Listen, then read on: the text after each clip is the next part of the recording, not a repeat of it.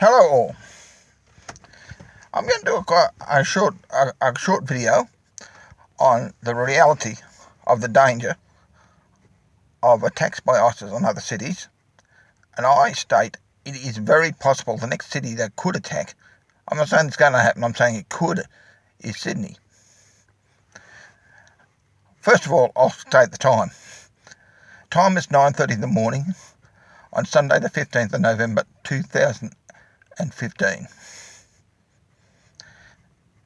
There's been a big talk all over the media about ISIS attacking Paris. It's still going on. ISIS is at war with us. ISIS is a group of terrorist thugs using Islam and the Prophet Muhammad as their basis of committing a jihad. We cannot and we must not even attempt to negotiate with ISIS. We must fight it to the very, very end, until it is destroyed. But we have to prepare our cities and prepare our places so they are not in danger of attack. I'm afraid I need to state, since 1978 there's been a thing called the Gay and Lesbian Mardi Gras going on in Sydney.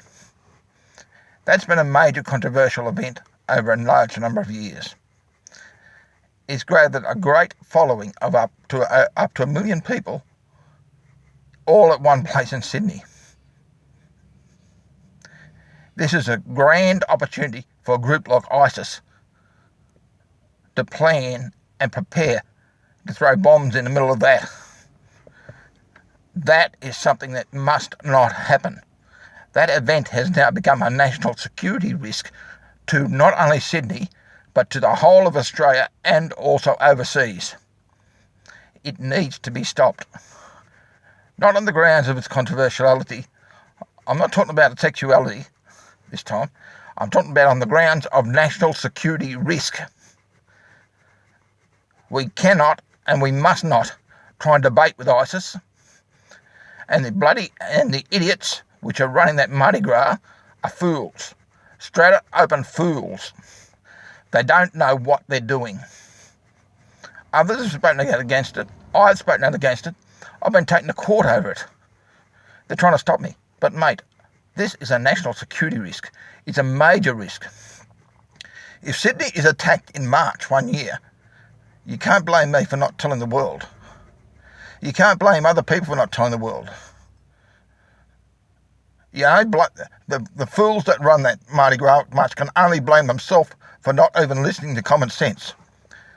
I'll basically go back to 1942. Darwin was bombed by the Japanese for war against the Japanese and the Germans. During that time, big marches and big gatherings were outlawed. Martial law was brought in for security risks. During those times, we were put in a heightened light of security, and things like the Mardi Gras just wouldn't have happened. We must remember, I believe this is the start of World War III. We are now in those times again, and the same actions should be taken by the Australian government and other people.